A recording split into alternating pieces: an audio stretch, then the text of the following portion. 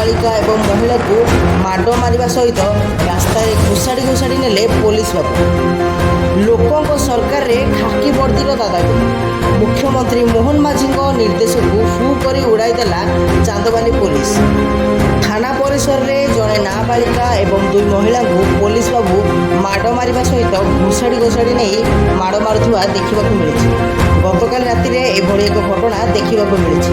बड़ कथा होउची पुलिस बाबू जनक जे कथा को नहीं एभली एक आचरण देखाइछंती ताहा आपण जानिले आश्चर्य हेबे।